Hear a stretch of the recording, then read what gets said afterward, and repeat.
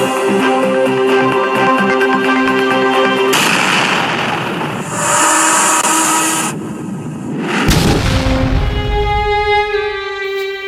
people, now how on a day? I say good morning, good afternoon, good evening, good night, depending from where you're listening to the sound of my voice. This is the Biafra Superstars Media. My people, we all know what is happening in the world. We all heard the story how Nigerian government was busy. In fact, I broke the news here, how Nigerian government was busy hiring international bloggers, international social media influencers to come and speak about Nigeria. And today, our sister here, a Ghanaian sister, unfortunately, she has bitten on the wrong pie. What she's saying in this video is shocking, because she mentioned YUSUF TUGGAR. She was quoting YUSUF TUGGAR in this video. She's saying that, oh, the America dropping bombs, airstrikes in Nigeria. It is not about the Christians. It is bigger than what we think. It's bigger than what we think, or what you think, in her video. So as you know, me, I'm everywhere. I am here, there, I'm everywhere. Like the atmosphere, I'm everywhere like air. I had the window of this video and it was shocking, because she's based in USA, having the best of life in America, and now she's speaking ill about America coming to secure the lives and properties of Christians living in Nigeria. She's a Ghanaian based in America, and now she's speaking ill about America dropping airstrikes in Nigeria, telling us it is not what we think it is. It is bigger than what you think. That's her quote. So if you are ready, follow me on this journey. Let us analyze her video. I put in a comment in her video that I will respond to her, that unfortunately she got it wrong. Because I know Nigeria very well. We came out of the womb of Nigeria, so we know how they roll in Nigeria. So if you are ready, please follow me in this video while we analyze and break it down. If you're ready, let's go there. Let's go there. There's a lot of insecurity in Nigeria.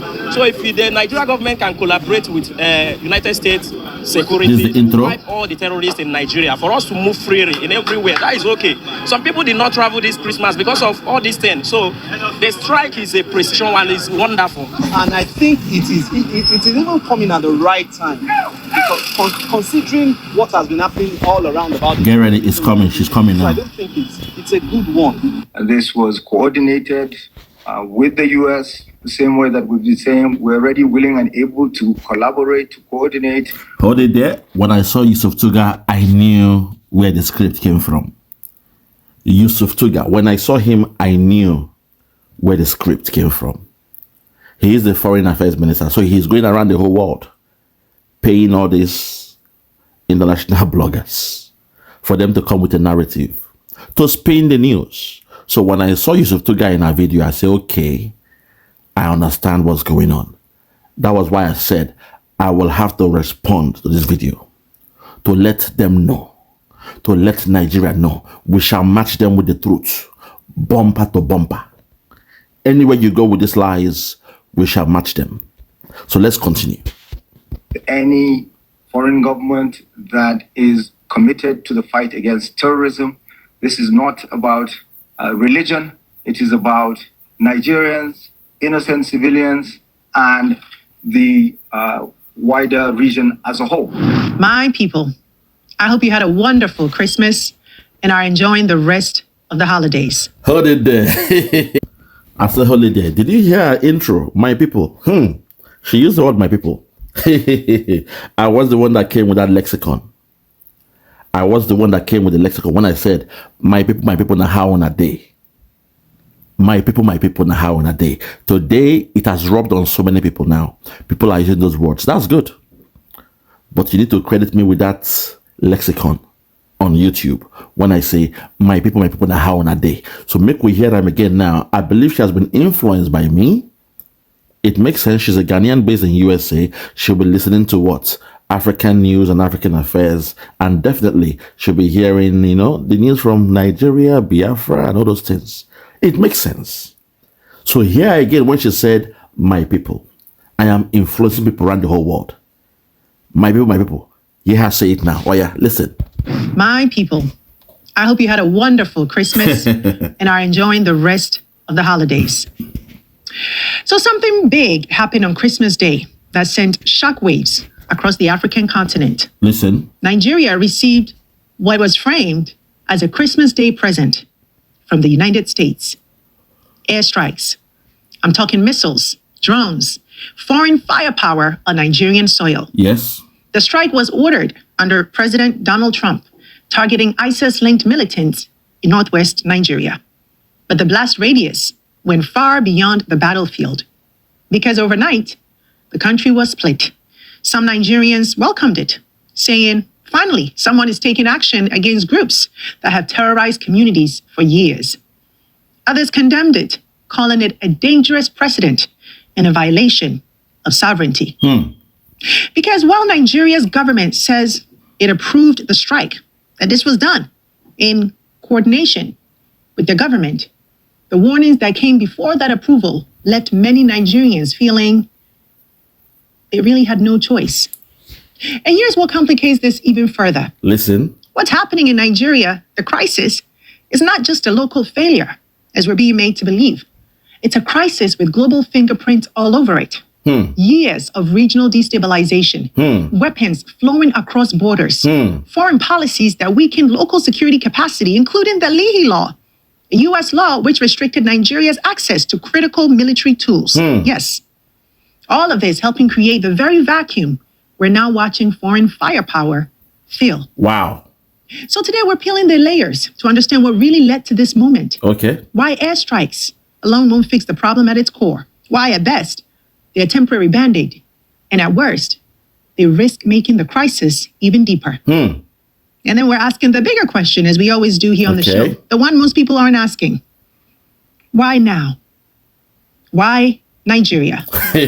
Because while President Trump says this is about saving Christians, protecting Christians, Nigeria is not the only country where Christians face persecution, is it? And when you place this next to a foreign policy that has largely disengaged from Africa, you have to ask, is Nigeria just the moment and stage being used to serve a very different audience and political agenda? Wow. Keep going. Let's break it down. Break it down. Break it down for me. I will give her the water with love. Break it down for me. Let's get there. So let's start with the facts. On Christmas Day, the United States carried out what is called precision airstrikes inside Nigeria. According to a New York Times report, the strike involved more than a dozen Tomahawk cruise missiles fired off a Navy ship in the Gulf of Guinea. President Trump confirmed the strike with a post on Truth Social saying, quote, the United States launched a powerful and deadly strike against ISIS terrorist scum in northwest Nigeria, who have been targeting and viciously killing primarily innocent Christians at levels not seen for many years and even centuries. According to U.S. officials, the targets were ISIS-linked militant camps operating in the northwest, groups accused of attacking civilians and expanding instability far beyond Nigeria's northeast. The operation was ordered under President Trump using U.S. intelligence, drones, and air power, capabilities Nigeria does not currently possess at the same scale. But with Nigeria's cooperation. Hey, thank you so much for watching this video. Take it far, take it far. Let's go. Bell for alerts. Let's go. And if you want to support our work and help us reach more people, you can drop Nigeria's Foreign Minister, YUSUF TUGGAR, explain how it all went down. Even before the strike was carried out, I had a 19-minute phone call with Secretary of State, U.S. Secretary of State Marco Rubio, after which I discussed with President Tinubu, and I later spoke again to President Tinubu. He gave the go-ahead, and then Marco Rubio called me once more for a 5-minute discussion, and subsequently the attacks were carried out. Now, my people, military cooperation between allies is normal. In fact, there's nothing controversial about it. But what makes this controversial is what came before the cooperation. Because in the days leading up to the strike, Trump publicly threatened Nigeria, saying that if it didn't act, the United States would. If it doesn't act on what? That's the question there. If Nigeria does not act on what? If they don't act in stopping the genocide of Christians, then America will have to step in to protect the Christians and take out those terrorists that are killing the Christians. Those were the words of the American president and the American government. So what is wrong with that? For the fact that Nigeria for 16 years, they pretended not to know what was going on in Nigeria. They told us nothing was going on in Nigeria. In fact, it was a farmers and herders clash. That the terrorists should be called headsmen, bandits, men just looking for some spare change, trying to catch you, loot some money in your pocket and run. They are bandits, not terrorists. While they were doing this, they were busy taking our lands, sending Christians into IDP camps. And before you knew it, these so-called bandits, as referred to by Nigerian government for 16 years, were moving into those Christians' communities, taking over the communities, relocating into those communities, and changing the names of those Christian communities. From Christian names to Muslim names. From traditional names to Muslim names. How will you feel if you leave America on holiday and you are going back to your village in Ghana one day, and when you got there, suddenly the name has been changed. It is now being, reoccupied by some Islamists speaking Arab. And they told you you must come back to Islam in order to step your foot into those communities. And if you refused, you'll be kidnapped or killed in the process. Young lady, this is what we've been going through for the past 16 years in Nigeria. And the Nigerian government were hiding it from the whole world. Christians were crying. Governors from those areas were crying, begging the Nigerian government to do something about it.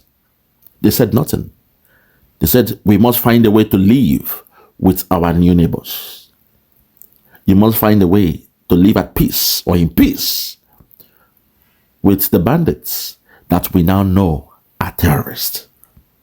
So that was the condition America gave to Nigeria, the option to go in and clean house.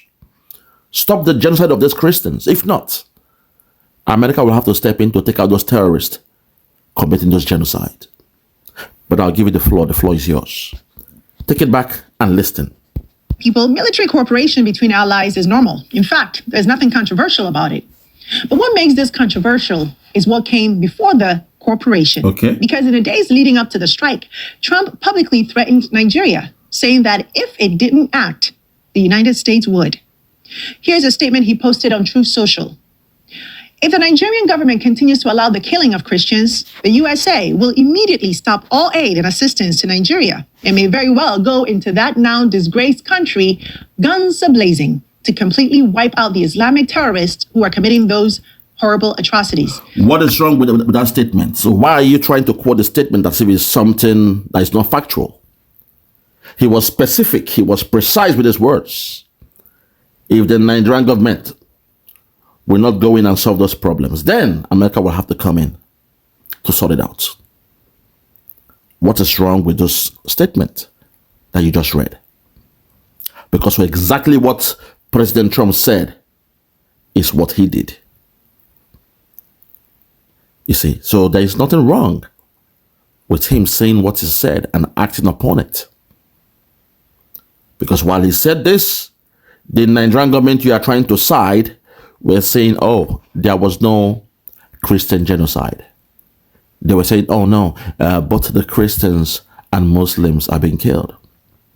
With all due respect, as far as there is a killing going on for the past 16 years unchecked, then something has to be done. If one of the stakeholders, the Christians, went and cried to America to come to our aid, it's up to the Muslims to do what they want to do. They've got options to go to Saudi Arabia to ask them to speak to the terrorists doing the killing. But no, because they know the intention of those terrorists was to Islamize Nigeria. So who wins at the end? Is the Muslims who chose to be nonchalant, understanding the agenda of those terrorists was to Islamize Nigeria. So I implore you to do a bit of more research to understand what's really going on, how complex Nigeria is. It's not what you think it is. So President Trump was being specific because the Christians have had enough for 16 years of them being killed, persecuted, their ancestral homes being taken off them by some foreigners, some illegal migrants coming in with AK-47 unchecked by the Nigerian government. They call them their freedom fighters. They call them their warriors. They call them their brothers and sisters. For 16 years, this was going on. Until we, the Christians, we cried. We went to the feet of America and cried. We begged them to come to the aid of the Christians. So when Trump was speaking, he was clear and he was specific. He was speaking for the genocide of the Christians happening in Nigeria for the past 16 years. That the Nigeria you are quoting now did nothing. 16 bloody years of the killing, burning down of churches, raping of women, kidnapping, stealing of lands, renaming lands, stealing resources. 16 bloody years. And those who have been in power, they did nothing about it because they understood the bigger picture was to take over Nigeria and Islamize Nigeria. But I'll give you the floor. The floor is yours. Continue. I am hereby instructing our Department of War to prepare for possible action. If we attack, it'll be fast, vicious, and sweet, just like the terrorist thugs attack our cherished Christians. Warning, the Nigerian government better move fast. And when pressed by reporters on the matter, he doubled down. Envisage U.S. boots on the ground? Could be. I mean, a lot of things I envisage, a lot of things. They're killing record numbers of Christians in Nigeria. They're killing the Christians and killing them in very large numbers. We're not going to allow that to happen. That wasn't said quietly. That wasn't said behind closed doors. It was a clear public warning or threat. And this is where context matters because, yes, Nigeria says the operation was coordinated. Yes, they say it was approved. But approval that comes after a threat like that is just in a very different power dynamic. What do you mean by threat, with all due respect? Can you specify, explain what you mean by a threat?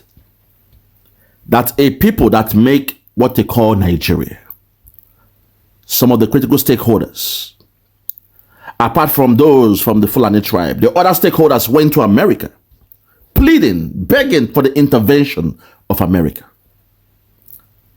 I repeat, stakeholders from Nigeria, as you claim, from the southeast, the southwest, the middle belt, they went to America, pleading to God's own country, where you happily dwell, God's own country. We went to plead for them to please intervene in what was happening. We went on our knees, begging, I repeat, begging the American government. Christians in Nigeria were praying to God for a redeemer. And when Trump became president, Christians in Nigeria, they went to Washington, begging on our knees for America to please come and intervene in the genocide happening to Christians in Nigeria. And you call that a threat? I don't get it. You call that a threat? Last time I checked, the Oxford Dictionary definition of threat, it says, let's take it. Listen to the definition. Threat. Again? Threat. One more time? Threat. Good. I am reading from the Oxford Dictionary. It says, threat, a statement of an intention to inflict pain, injury, damage, or other hostile action on someone in retribution for something done or not done. To inflict pain on someone, not on the enemy. So what Trump said in this video you just played, he was instructing the Nigerian government to do what is right, to take out those terrorists killing the Christians in Nigeria. And he said the killing of Christians is not going to be allowed. They will not tolerate such. If Nigerian government refuses to do it, then America will have to come in and take out those terrorists. Not coming to engage in a war with Nigeria, not coming to destroy the government of Nigeria, but to take out the enemies perpetrating that issue, that's genocide, which are the members of Boko Haram, ISIS, ISIL, ISWAP, Lakorawa, the Fulani headsmen, and the rest of them. So what is the threat there? If you call on the police, saying there are some criminals raiding your house every day, and then the police chief comes to your community with his megaphone and he's screaming to all the criminals in this neighborhood doing this stealing, we are telling you, in the next 2 weeks, if we see it happen again, we will come in and we shall take you out. It must not happen again. We have told the owners of the land, the owners of these houses, to be more vigilant. So this is your last warning. Do not steal from this community again. If after 2 weeks, the criminals come again and do what they did, and the police came, all guns are blazing to take out those criminals, would you call it a threat? Or would you be happy for the great job the police have done to safeguard you, your property, and your community? To the outsiders who don't understand the nitty-gritty, who don't understand the day-to-day affairs, the life you're living in fear in your own community, in your own house, in your own gated community, you're living in fear of your life, your property, your children, your family. They may not understand what's happening, but you, the critical stakeholders that called out on the police and they reacted, you will have the answers. You will know that what happened in your neighborhood, where 100 criminals were killed in their act, was a good one. And going forward, you will know there's assurance that you and your family and your neighbors can sleep with both of your eyes closed. Peacefully, I mean. So what you call threat by Trump was just a stern warning to the Nigerian government, telling them to do what is right. Go and take out those terrorists. Because there is more to it than meets the eyes. We know what's happening in Nigeria. We know the agenda of those terrorists. I don't want to take you and lecture you what happened during the 2015 election in Nigeria, where a particular candidate went to the Sahel to hire these terrorists to come into Nigeria and fight for him to take over power. And the agreement was, if you do this and I become president, then Islam will be yours in Nigeria. We can now Islamize Nigeria. This was a land promised to us by the great Usman Dan Fodio. And those terrorists, they chose to come in because they wanted an Islamic country in West Africa. Don't make me take you back to memory lane and give you this education. Do your research, my dear. Go back and see what happened to the president they called Goodluck Jonathan, a Christian president known as Goodluck Jonathan, and see how he left power. I'm not here to educate you on that. I want to hold you based on what you said in this video. But in hindsight, I will expect you to do some more research to understand the origin of this problem. Let's continue. This is not typically how diplomacy and allyship work. This was not a surprise attack. Or was it a decision made on equal footing? Or was it cooperation under pressure? Wow. And that distinction matters because it explains why this moment has struck a nerve, not just in Nigeria, but across the continent. Because when a foreign power signals that it is willing to act with or without you, then consent starts to look less like a choice and more like containment. And once that line is crossed, the conversation stops being about one strike and starts being about sovereignty itself. Hold it there. So that tells me YUSUF TUGGAR and the Nigerian government, they know that they want to comply with America to take out the terrorists because they call them their freedom fighters. They call those terrorists their freedom fighters. They are brothers. They are warriors.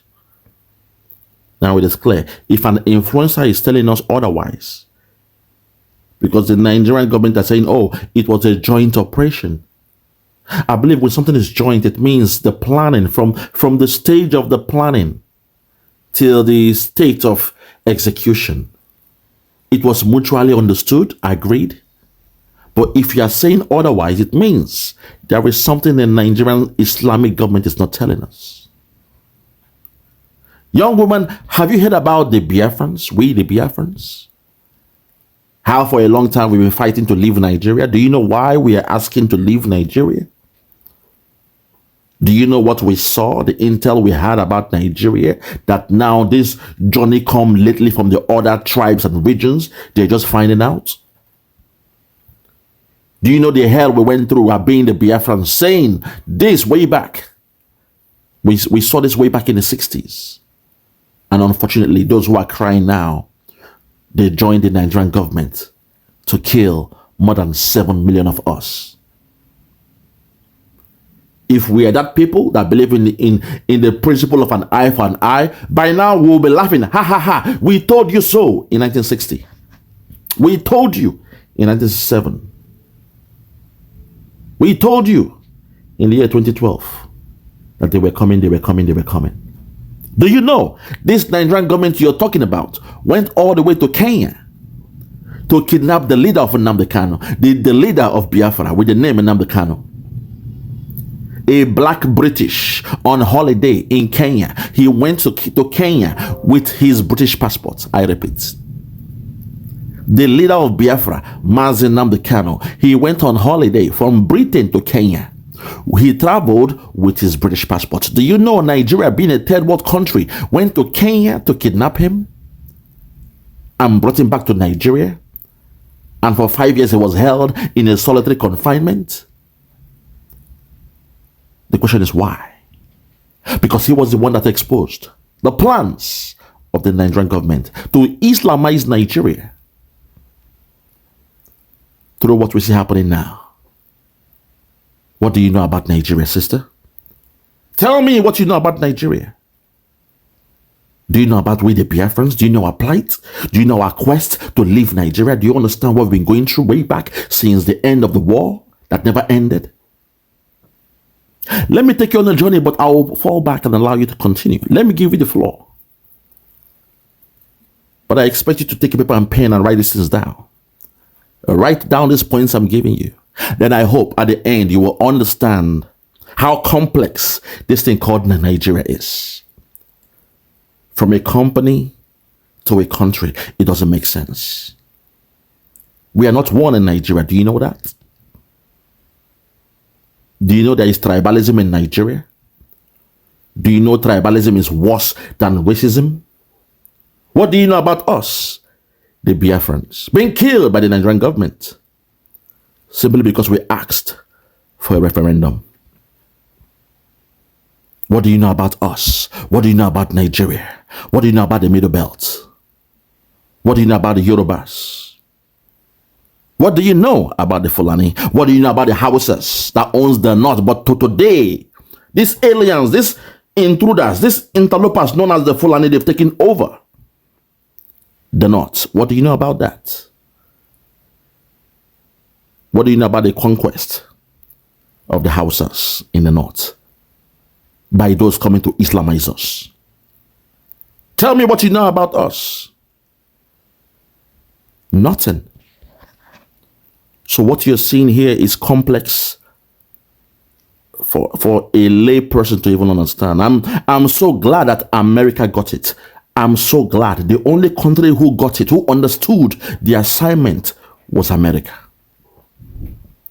We assumed a country like Finland will get it. So our Prime Minister, Mazi Simon Ekpa, is based in Finland, and he was exposing Nigeria from Finland with the assumption that Finland, they understand being a Scandinavian country. But unfortunately, this same Nigeria went to Finland, had a deal with Finland, gave them a contract they could not, reject, an offer they could say no to. They gave them a contract of oil and gas. They told them, hey, Russia is fighting with Ukraine, and we know it's affecting your country in Finland. So what about we give you oil and gas? Come in and take it. Let's do this business. But under one condition, we need the head of Simon Ekpa. A black Finnish, a man without a criminal record in Finland, a man who even joined the paramilitary of Finland, a man who is a politician in Finland, a man who the Biafrans ran to and begged to intercede, to speak, to be an advocate for the Biafrans from Finland. He was doing a good job until Nigeria went to offer a deal to Finland that they could not reject. And guess what Finland did?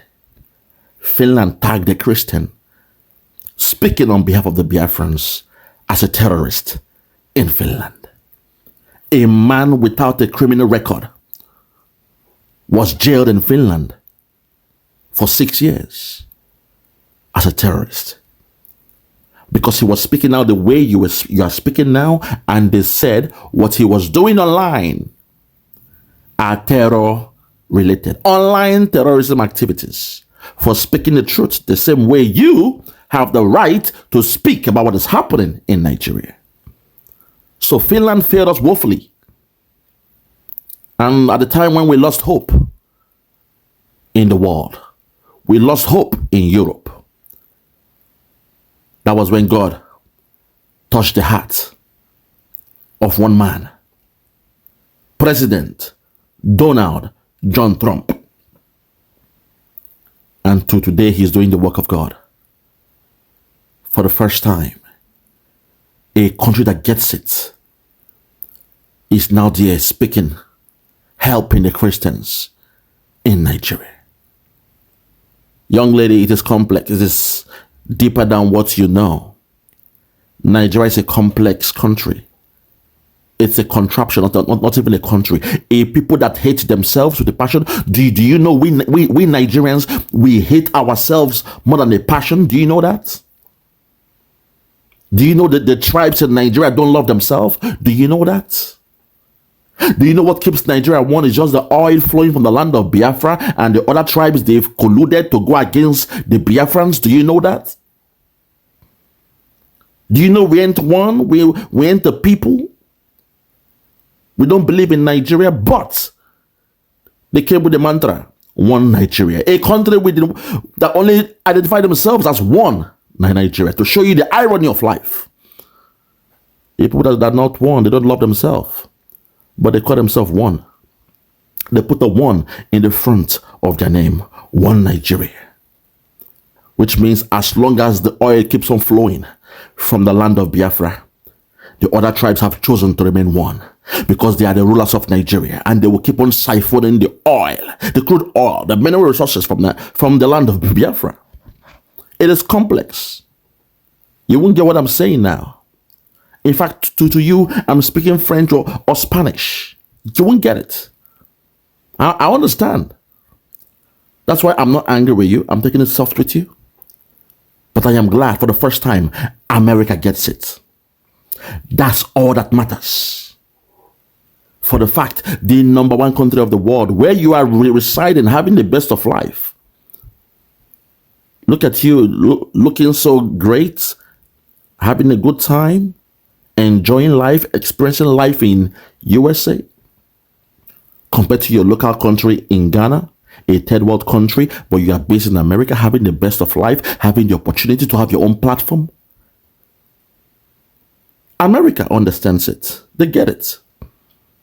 So I wonder why someone like you will be angry with America doing what they are doing, despite you are based in America. You chose America over Ghana. I understand from time to time you do visit back home, but you chose America. You chose to live in America, God's own country, for a reason. It is called the unconscious bias. Deep inside, you know America is the most safest country in the world, whether you like it or not. America is number one country where your family are safe, yourself, you are safe, your future is safe. In pursuit of happiness, you know, whatever you so desire in this world, you can get it in America. The country of big dreams. But I digress. Let's continue. I will give you the floor. Keep on going. Now, President Trump has framed this as a Christian persecution. And yes, Christians are being killed in Nigeria at alarming rates. Okay. That part is real and it deserves attention. But when you peel back the layers, you begin to see why this crisis is not really about religion. Wow. It's not just about extremism. It's not even about Nigeria failing to control its territory. It's far more complex than that. Listen. The killing of Christians is a symptom of a much larger breakdown. It's certainly not the root cause. And that distinction matters because narrative shapes action. And action, as we all know, shapes outcomes. If you move on the wrong narrative, the response may feel decisive, but it can be dangerous and deeply consequential because you're only seeing the problem from a narrow lens. Wow. What's happening in Nigeria isn't about one president. It's not about one militant group. And it's not about one decision. Okay. It's not even about one country. This is about a security vacuum that has been building in Nigeria and across neighboring countries for years. A vacuum shaped by regional collapse, arms proliferation, economic pressure, and weakened state capacity. And to understand that bigger picture, it's important to hear from someone who has been dealing with this reality firsthand. Nigeria's Foreign Minister, YUSUF Tuggar, recently explained why this crisis cannot be reduced to religion. Hold it there again. YUSUF Tuggar. Nice try, mister. I can see the Biafran oil dollar is working. Nice try, Mr. YUSUF Tuggar. You are spending our money wisely. I can tell. This is the problem. You see, you guys in Nigeria don't understand how complex that country is. They want to downplay it's not about the Christian genocide. Then what else is it about? Those who are doing the killing are saying they are coming to Islamize Nigeria in a process I call the Islamification of Nigeria, where your ways of life, your morals, your culture, your tradition, your food, the way you dress. Now, most girls in government, they are now putting on what? The hijab. Case in point, better do the previous women affairs minister. You saw the way she was dressing. When I first saw her, I thought she was a Fulani woman. When I now knew she came from Akwa Ibom, I was in deep shock because she was always on her hijab, her veils, covering herself up. That is what we call Islamification, a process to let those in power to know you have formed alliance with them. You are aligned with their culture, with their religion, with their tradition. They can work with you. They can trust you.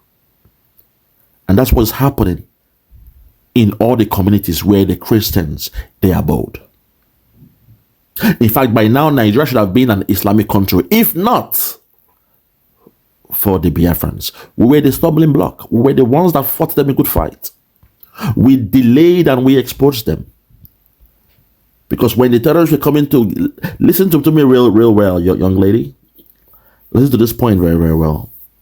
When this same terrorist, before Trump came, when the terrorists were coming to the land of Biafra to take over, our youths, known as the Eastern Security Network, we were able to defend our land from those terrorists, so they could not penetrate the land of Biafra because we weren't scared of them.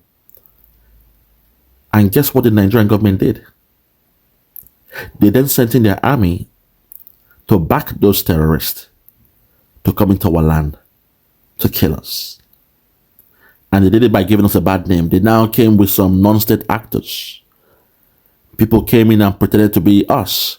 They were burning down some police stations, stealing from banks and waving the Biafran flag? Does that make sense? How can a criminal going into a bank to steal some money, and while they were stealing, they were off waving the Biafran flag?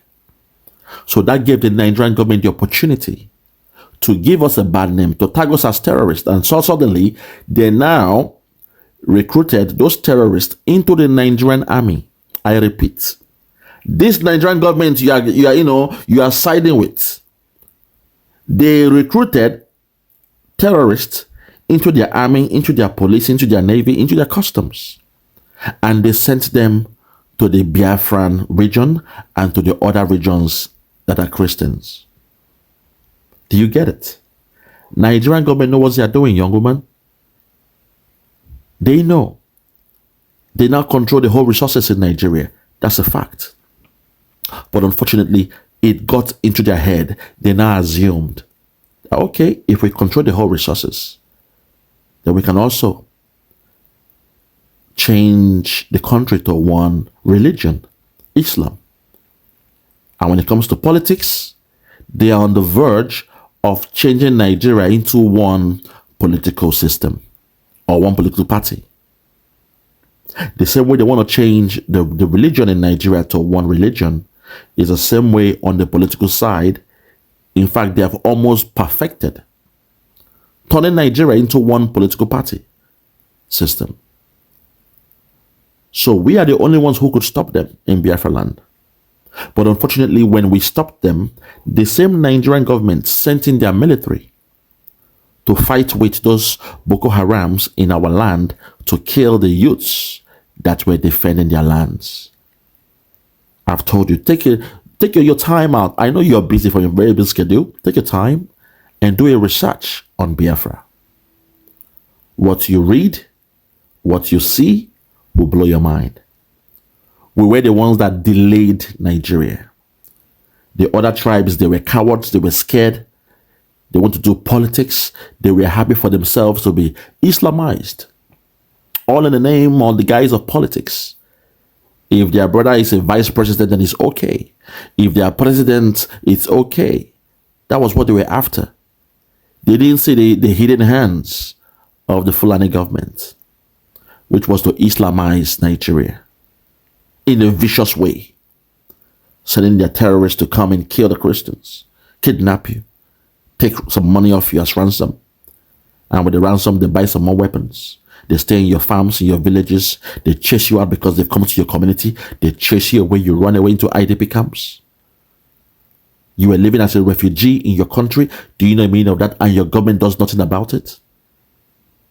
The government was busy building more IDP camps, more refugee camps within Nigeria, but your own ancestral homes, those terrorists were coming with their families to relocate to your ancestral homes, live in your homes, and change the name, the city, the towns, the community names from where you live, from a Christian name to a Muslim name.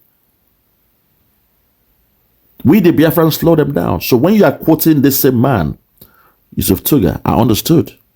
His money is doing what? He's doing a good job. Yes. YUSUF TUGGAR is doing a good job. He's paying the right people to speak.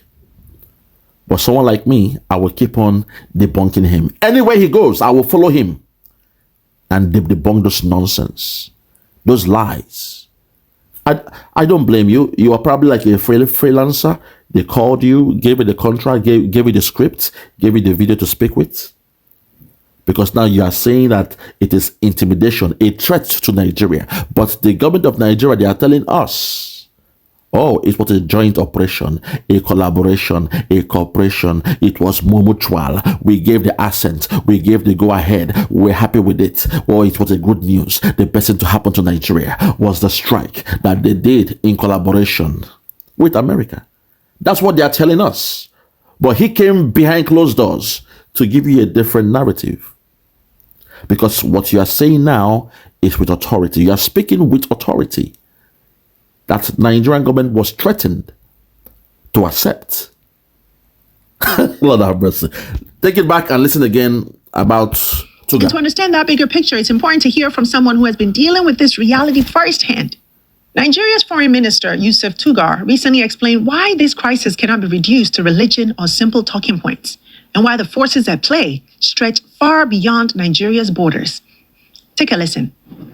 This is the most So the factors at issue, like I said, it's a regional conflict. It goes back to the effect of the Leahy laws that precluded the sale of kinetic and non-kinetic military equipment to countries like Nigeria. It goes back to the breaking down of government and governance in Libya, the killing of Gaddafi, the proliferation of weaponry and fighters from Libya, the attempt at a Sahel strategy by our neighbors to the north to stop the flow of migrants in a region, in the Sahel region, which is arid or semi-arid, and life depends on movement.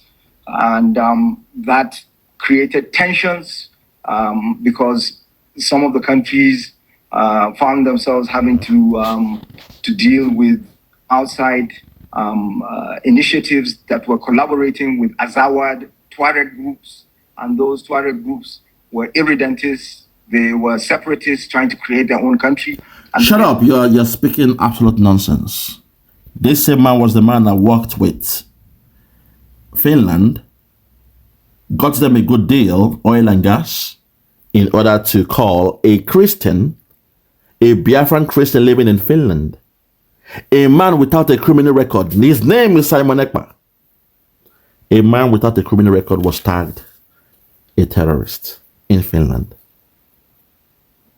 This same man was the brain behind it.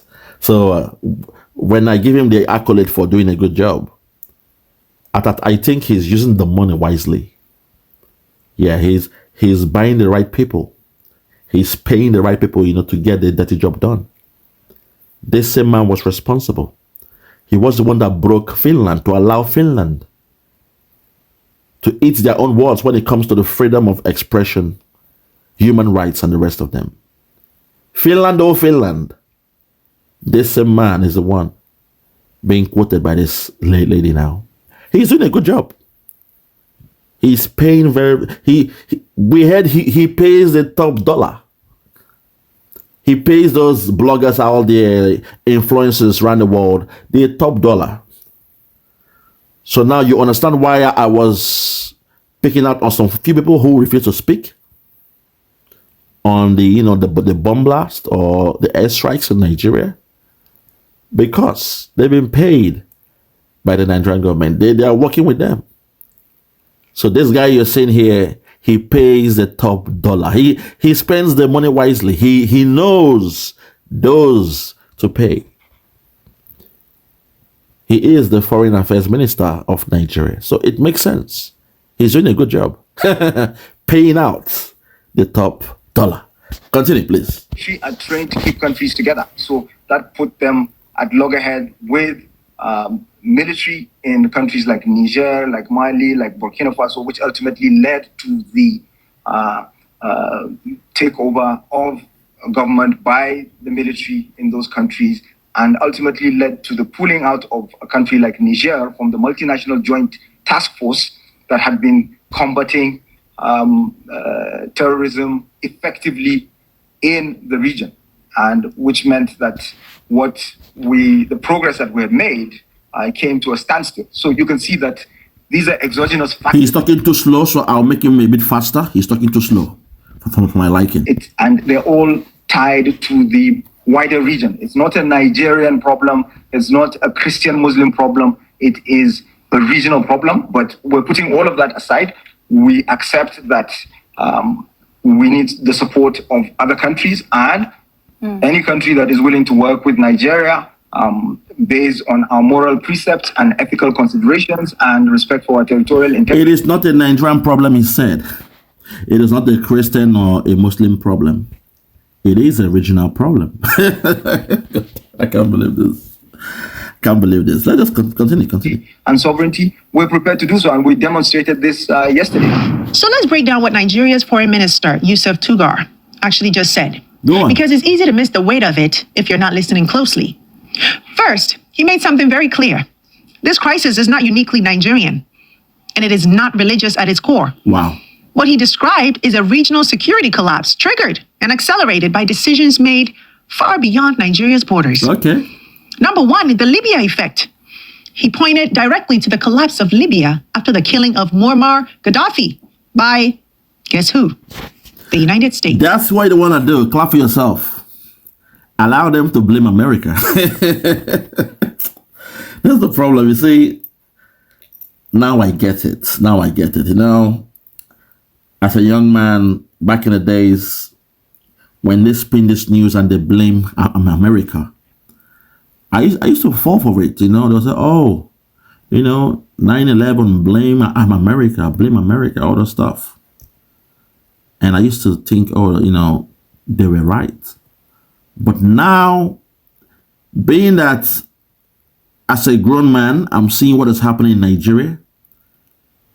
I'm seeing how Nigerians conduct themselves, their politicians. I've seen how even Christian governors were helpless. As a governor of a state, you are helpless in protecting your people because you don't have the right to control the military or state within your state to get the job done, to protect your citizens. And when you go to the president and you cry and you beg, governors were crying and begging their president, their Muslim president back then, and they do nothing about it. Governors were made helpless.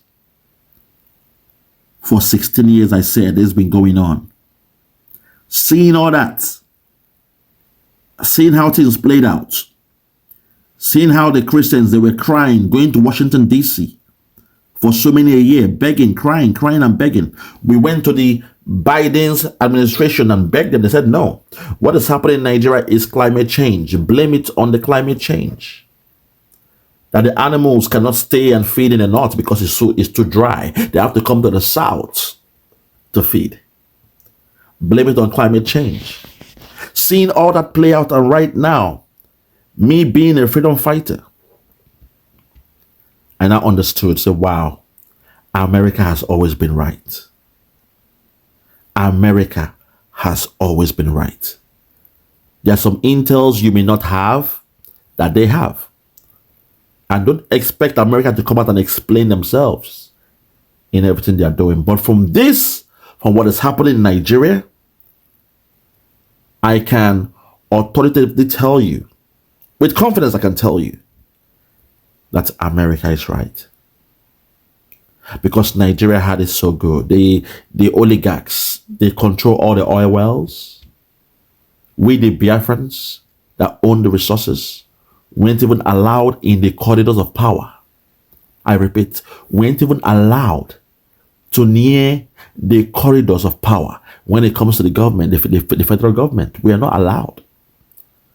When they are having their security meetings, no Biafran person from the eastern region is there to discuss. So they got it so well and nobody was opposing them. So it got into their head. They always go to Saudi Arabia to have their letter hajj, to have a good time. And in order for them to be respected by the Saudi Arabians, the only thing left for them to do was to Islamize Nigeria.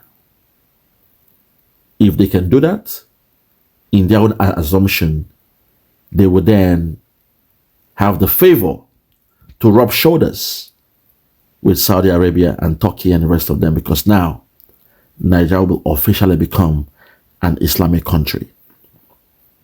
So in the year 1986, Nigerian government under a military rule known as Ibrahim Badamos Babangida.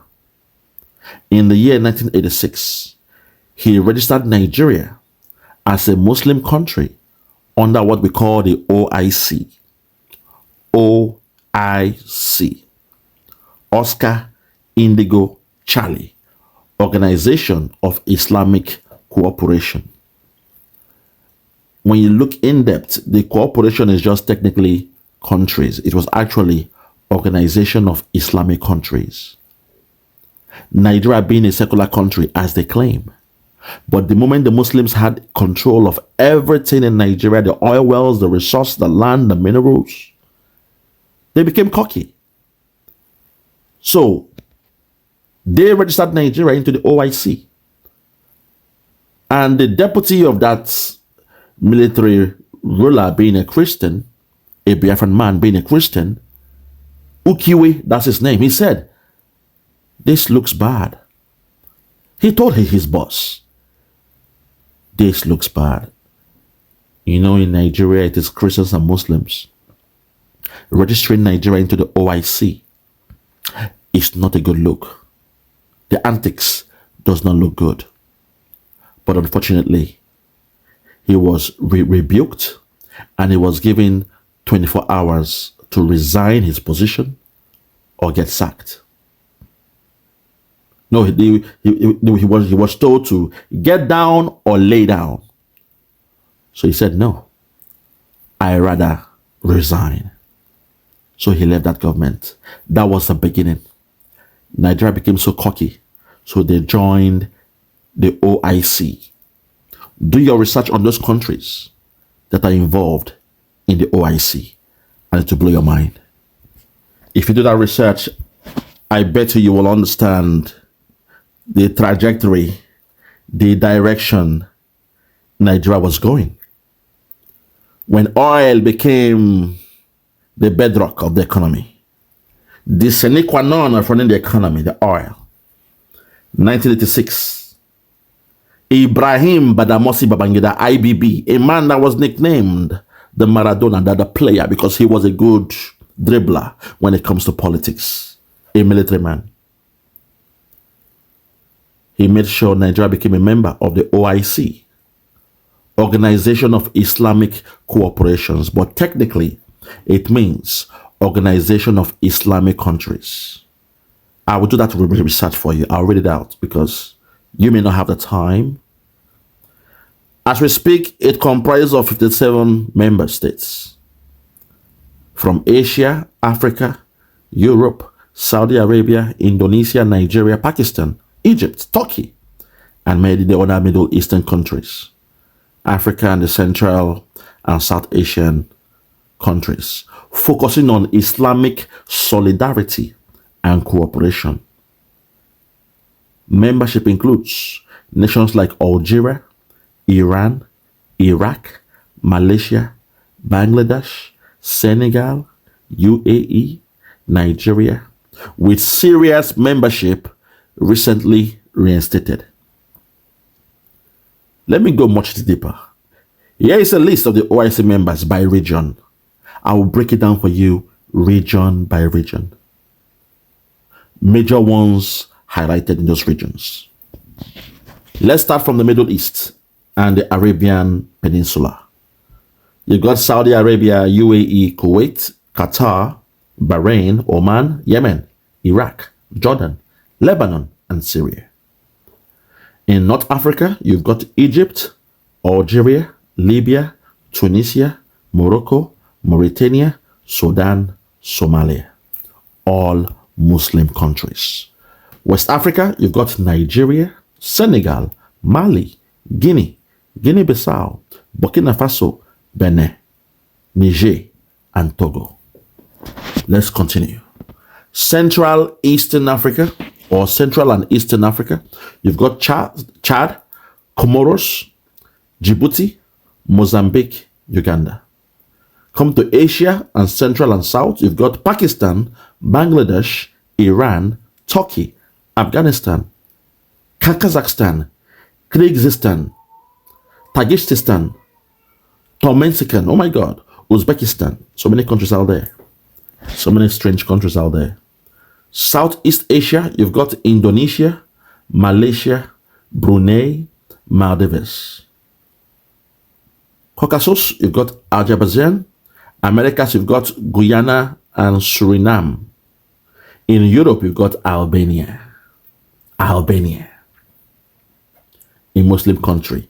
And as we speak, when you go to Zamfara State in Nigeria, where there is gold, Albanians have contract in Zamfara State mining gold as we speak. Albania has a contract Young men from Albania, they are mining gold in Zamfara illegally, because not even a penny from the proceeds, the billions they're making a year, not even a penny has gone to run the so-called budget of Nigeria. Not a penny. Palestine, you have the state of Palestine. You see? Now, key notes to take away is a large block of Muslim majority nations. That's what they said now. With major population centers in Indonesia, Pakistan, Nigeria, Bangladesh, and Egypt. It is a large block of Muslim majority nations. This is what they are painting. Nigeria is not a Muslim majority nation, with all due respect. In fact, we have more Christians than Muslims. But today as we speak, the Christians are helpless because some of the Christians from the other tribe, they've allowed tribalism to clouding up their thinking. They've gone to sign a mutual understanding with the caliphate in the north. In politics, they say they now have a mutual understanding, a mutual partnership with terrorists in the north. So when it comes to politics, they could be made, some ministers, some vice presidents, and the rest of them.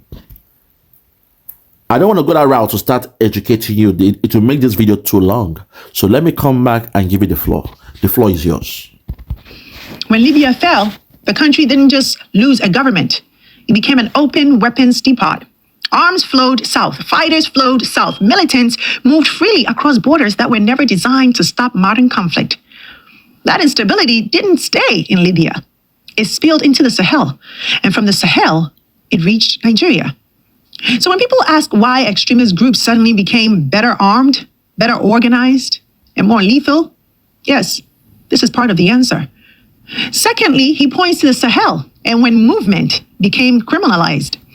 Here's what most people don't know, right? Many Sahelian societies survive a movement of people, livestock, and trade across porous borders. But when outside powers push strategies focused on stopping migration at all costs, traditional movement patterns were disrupted. And what did that do? It created tension, created competition, and yes, conflict.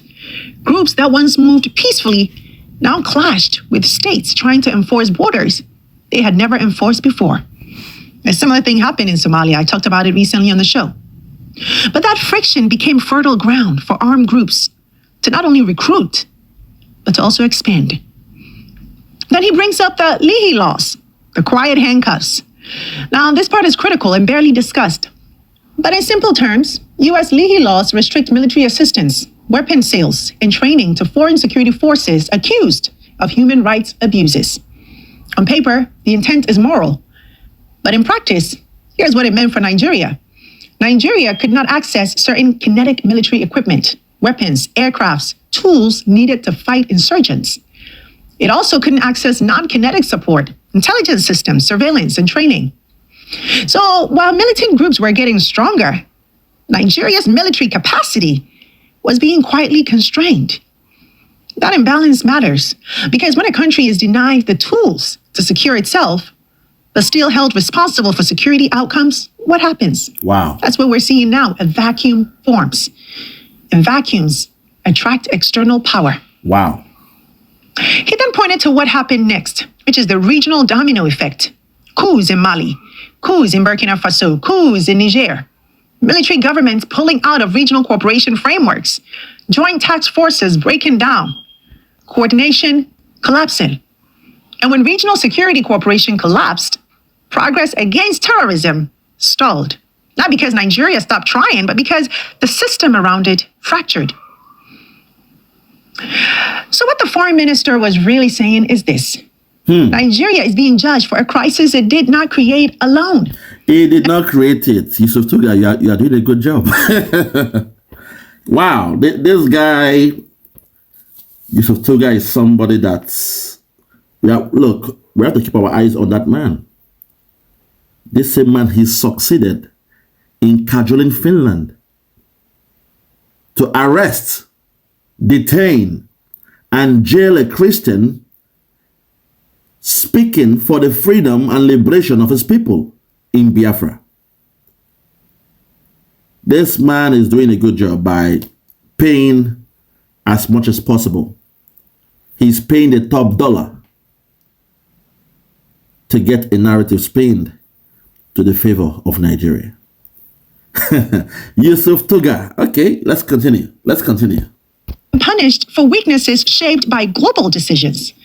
So when this moment is framed as Christian versus Islam, wow, or Nigeria failing to act, that framing misses the point. Wow. Because the real story is about how global policy decisions weakened local capacity and then returned in the form of foreign intervention, as we're seeing now. That's the irony. The same systems that limited Nigeria's ability to fight insecurity are now being used to justify outside force on Nigerian soil. Do you know, though, let's hold it there. Do you know these terrorists we're talking about? The Nigerian government are saying they are their brothers. Do you know the terrorists doing the killings? Nigerian Islamic government are saying we shouldn't touch them, that they are above the law, that we must find a way to work with them. They are their brothers. They are their freedom fighters. Do you know this? Do you know this? This is the stance of Nigeria for the past 16 years? That the military, when they saw them, they called them, oh, they are friendly. When they saw terrorists in Nigeria, La Korawa, they say, oh, when they saw them, they were so friendly with them. They were nice. They were praying their Juma with them every Friday. Do you know Nigerian government has a policy known as the cheese policy? Quote me anywhere. Where they pay these terrorists, they fund them and they feed them every month. Do you know this? Do you know the Nigerian government has a policy known as the non-kinetic approach policy, where when these terrorists are caught, they don't kill them. They put them in a camp for 3 to 6 weeks. And they say they have repented. They have been rehabilitated. And they get these terrorists that you are saying that they don't have the capacity to deal with.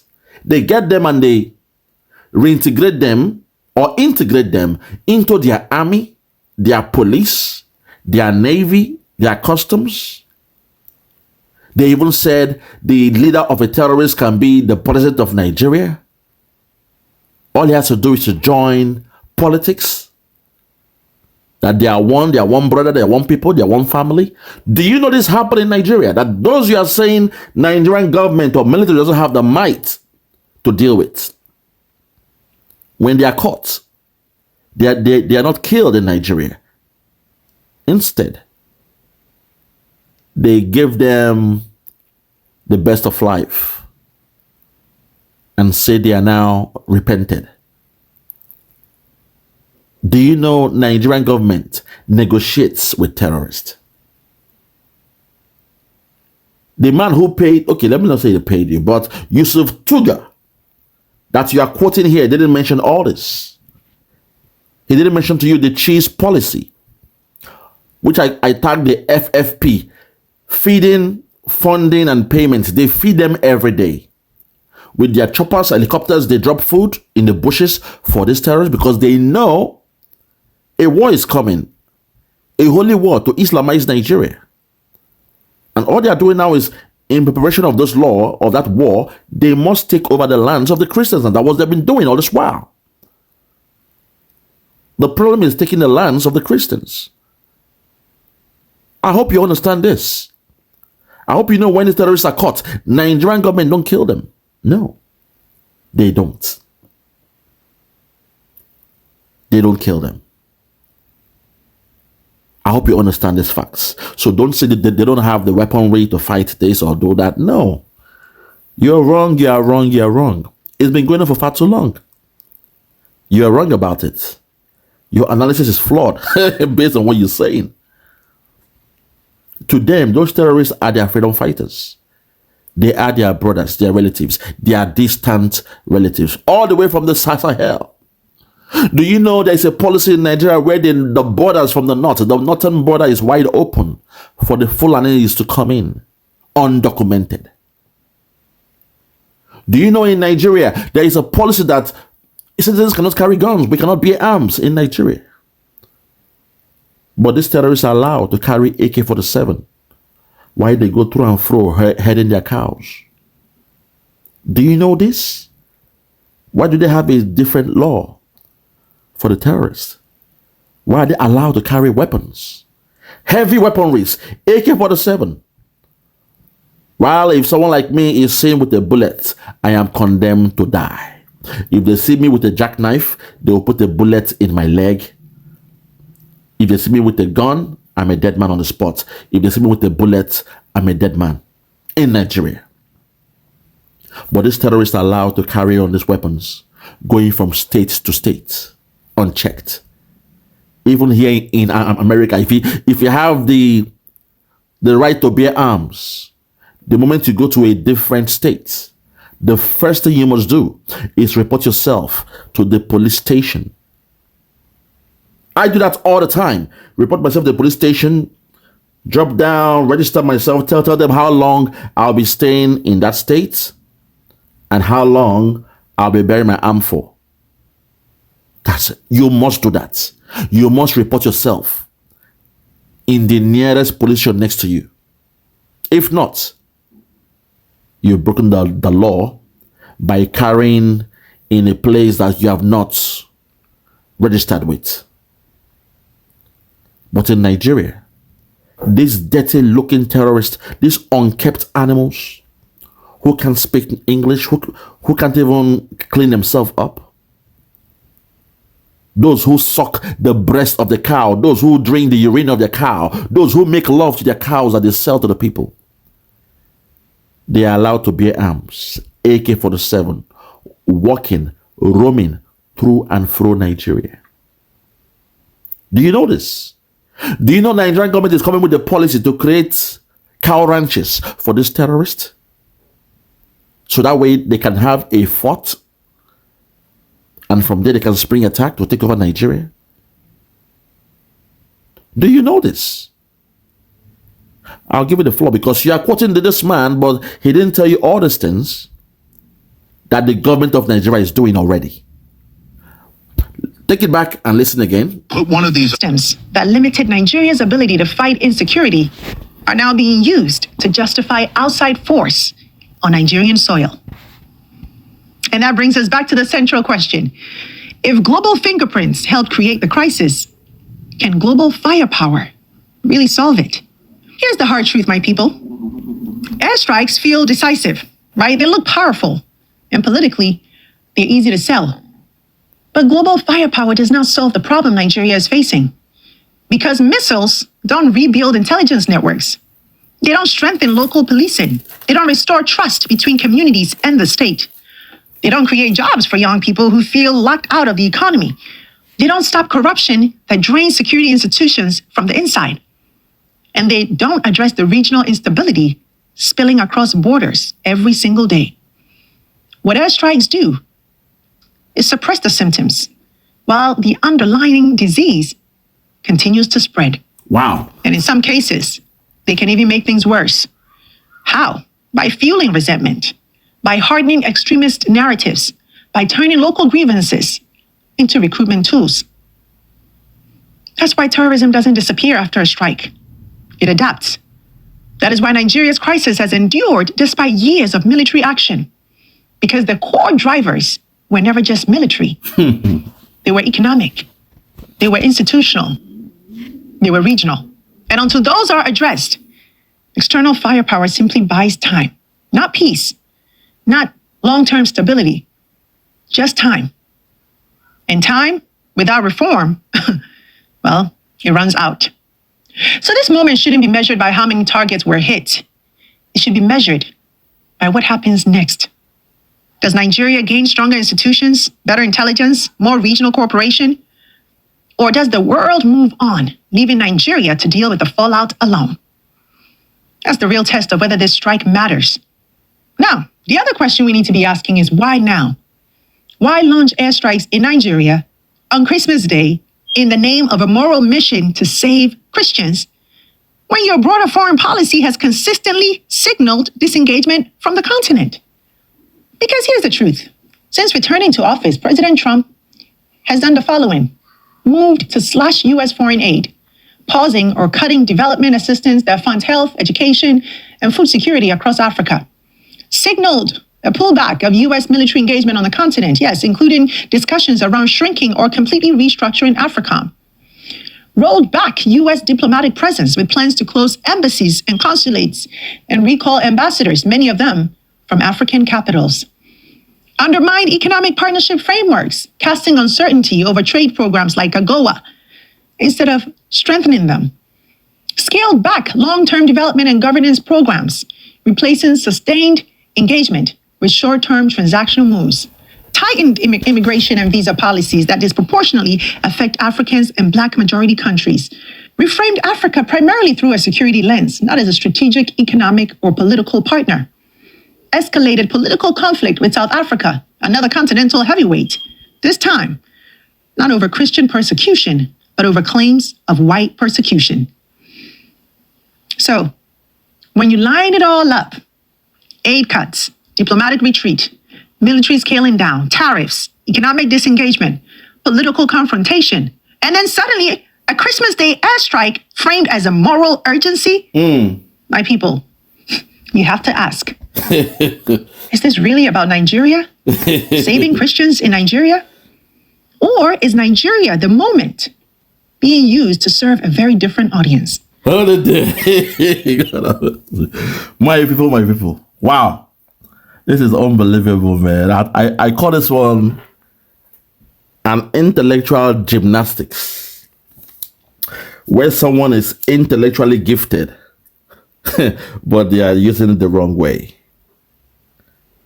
You are flip-flopping, saying things, juxtaposing the different, narrative, and at the end, you still came back to Nigeria, landing on your point about the Christians and if it's really about the Christian genocide and the rest of them. But this remind me of my siblings when we were young. When my elder brothers do something bad and, something stupid at home while my parents are not around. Maybe for a week or two, we were, doing this, doing that, watching films, partying, drinking, doing all those stuff. Taking some cash from my parents, vault, spending, also buying us stuff to eat while he brings his friends, they party in the house. While they do all that stuff, it's fine. But one day, our younger sister might have done something bad. And it's about to be, cautioned, not beaten, but smacked for what they've done. And she will start, Daddy, please don't beat me. Daddy, before you beat me, let me tell you this. 2 weeks ago, brother this did that. He brought some friends into the house. He bought some chicken with your money. He took money from your wallet. He bought this. He made rice. He bought drinks. They were drinking. They were playing disco. Also, the other day, he brought some people. He will say all those things to justify a reason why our dad or mom shouldn't smack her. And at the end, even though what she's saying may be true or false, that doesn't justify that what she did can be exempted. And yes, you've said all those things, trying to make a point, but at the end, when you come to Nigeria, you have to land in that point. Why did you miss school? And you're explaining what your brother did 2 weeks ago.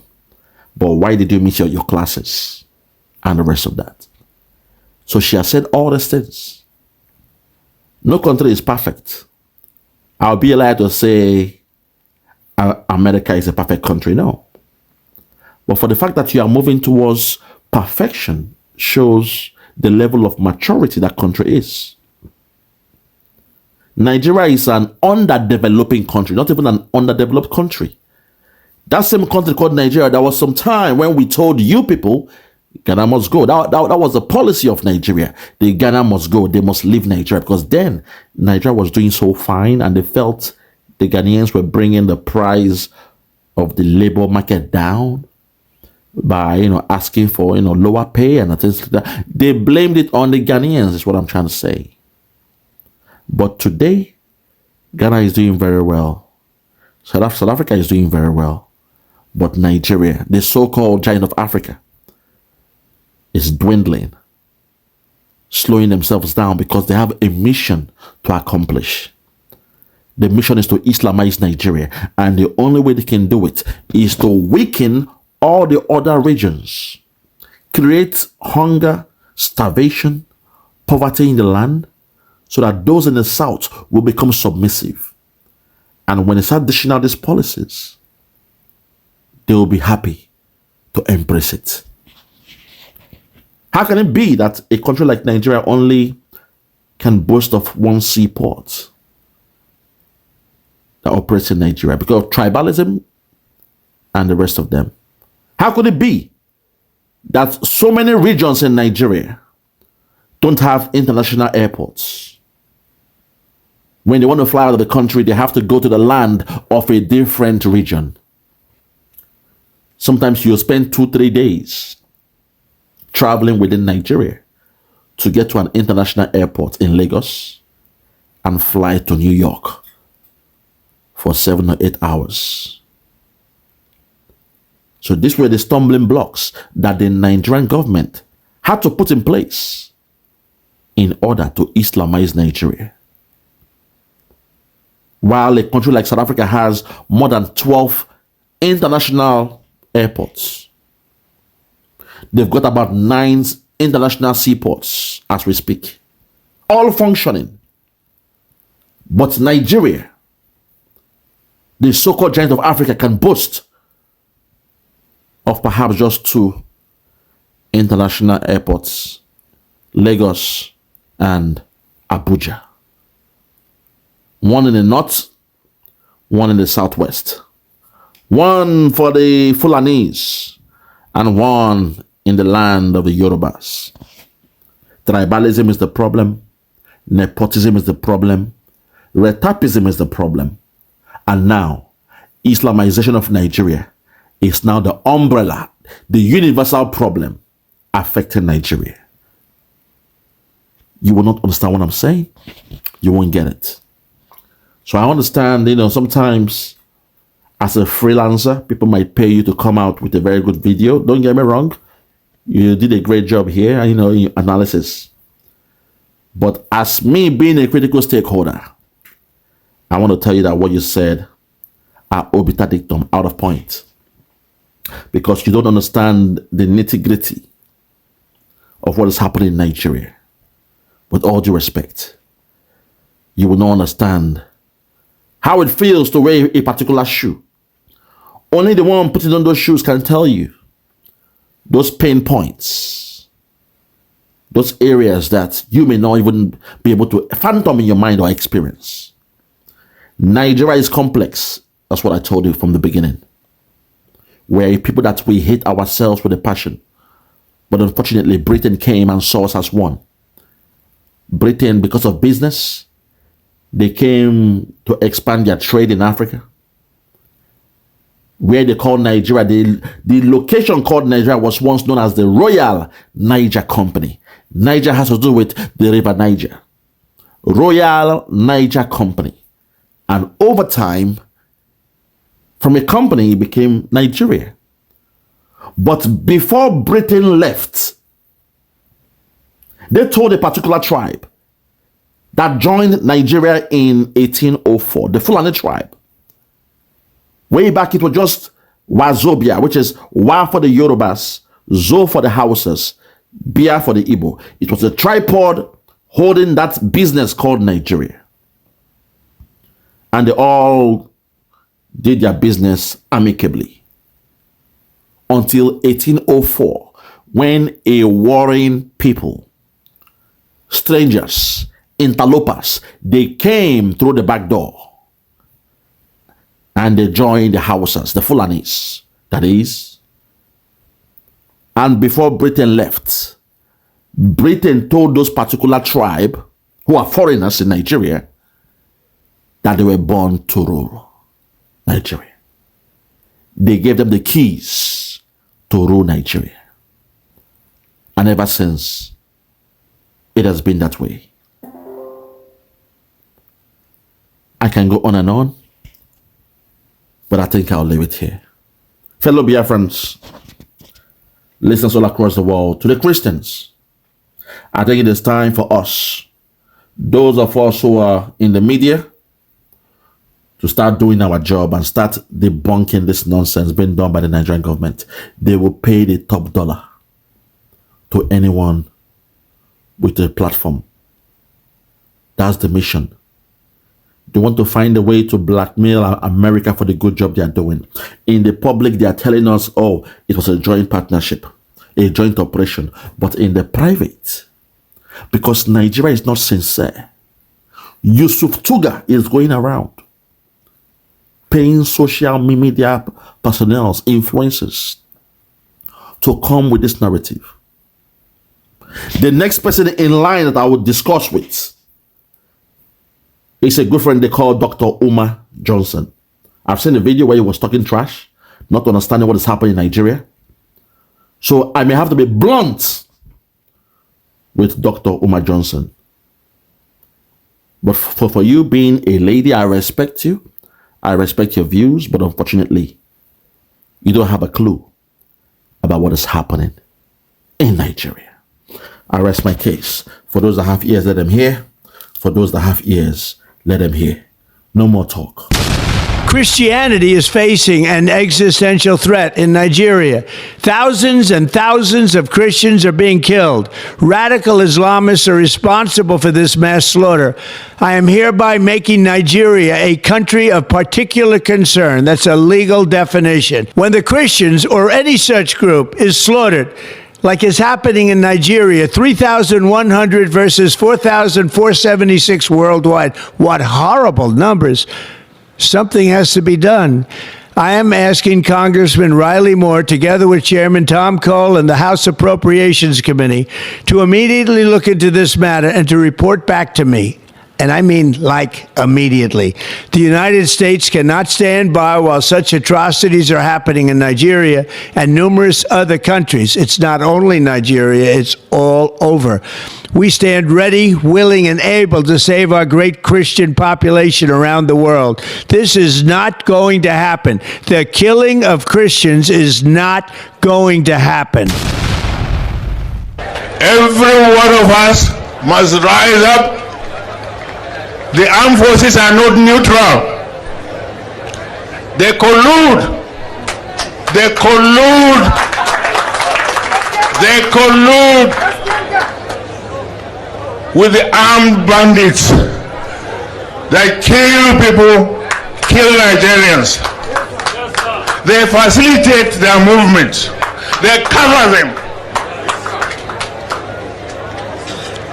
If you are depending on the armed forces to stop the killings, you will all die one by one.